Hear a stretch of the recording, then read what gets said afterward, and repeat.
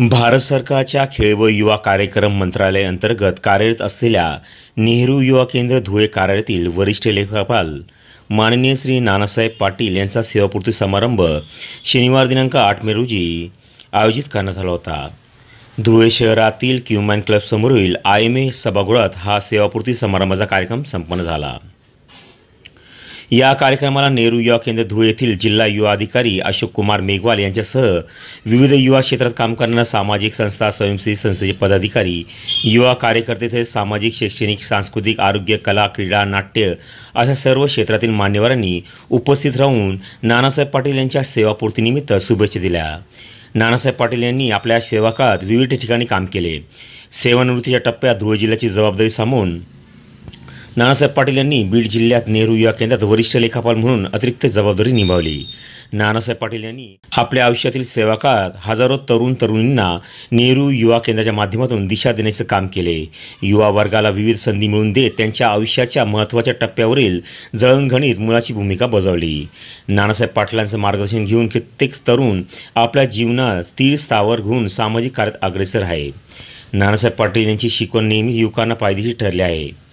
युवा वर्गाला दिशा देणारे मार्गदर्शक नानासाहेब पाटील आज सेवानिवृत्त होत असले तरी यानंतरच्या काळात युवकांना दिशा देण्याचे काम आयुष्यभर करत राहतील या शंका नाही, अशा भावना मान्यवरांच्या मनोगतामधून यावेळी व्यक्त झाल्या। अनेक मान्यवरांनी नानासाहेब पाटील यांच्या शासकीय सेवेतील कामकाजाबद्दल समाधान व्यक्त करीत त्यांचा मनमिळावू स्वभाव आणि सहकार्यांची तत्परता याविषयी गौरवोद्गार काढून नानासाहेब पाटील यांना पुढील आयुष्याच्या शुभेच्छा दिल्या आहेत।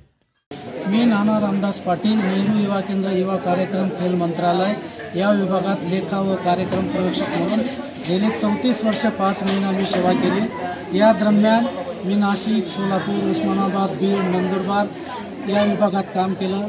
अगदी गाव पातळीवर, वाडी वस्तीवर जाऊन युवकांमध्ये प्रबोधन केलं, त्यांना स्वावलंबी बनवण्यासाठी खूप सहकार्य केलं त्यांना।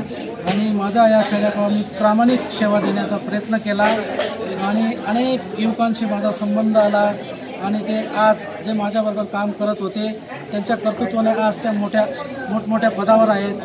गोव्याचे मुख्यमंत्री प्रमोद सावंत यांनी सुद्धा नेहरू युवा केंद्रापासून सुरुवात केली आणि ते एक राज्याचे मुख्यमंत्री झाले। या दरम्यान आम्हाला अनेक लोकांच्या भेटीगाठी झाल्या, जसे राजेंद्र सिंग राणावत असतील।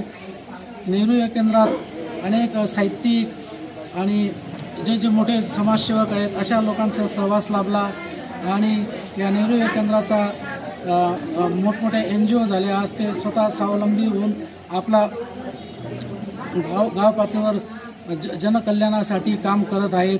अशा चांगल्या उपक्रमात मला सेवा करण्याची संधी मिळाली। मी माझं हे आयुष्याचं भाग्य समजतो। मी माझ्या 34 वर्षाच्या सेवेमध्ये माझ्या कुटुंबाने पण मला खूप सहकार्य केले। माझी पत्नी माझ्याबरोबर बदलीच्या ठिकाणी यायची, ती मला वेळेवर डबा द्यायची, म्हणून मी जास्तीत जास्त ऑफिसला सेवा दिली आणि लोकांना जास्तीत जास्त सेवा करण्याची संधी मिळाली। मला ऑफिसला उशीर झाला तरी कधी काही बोलायची नाही, ती म्हणतो तुमचं समाजसेवाचं व्रत आहे ते चालूच ठेवा, माझा तुम्हाला पूर्ण पाठिंबा राहील, अशी माझी पत्नी नेहमी मला सदैव सहकार्य करत राहायची। नानासाहेब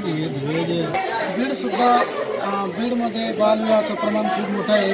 युनिसेफ व नेहरू युवा केंद्राच्या माध्यमातून आम्ही बालविवाहासाठी प्रबोधन करण्याचं काम केलं। माननीय जिल्हाधिकारी उदय मुंडे यांनी सुद्धा नेहरू युवा केंद्राला या बाबतीत खूप सहकार्य केलं।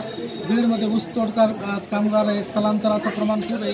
मग आम्ही गावागावात जाऊन युवक मंडळाच्या माध्यमातून स्थलांतर विद्यार्थ्यांना शाळेत जाण्यासाठी प्रवृत्त करतो आणि बीड आणि धुळ्यामध्ये बरेच तफावत आहे। बीडसुद्धा हा दुष्काळी जिल्हा आहे आणि बीडमध्ये 11 तालुके आहेत।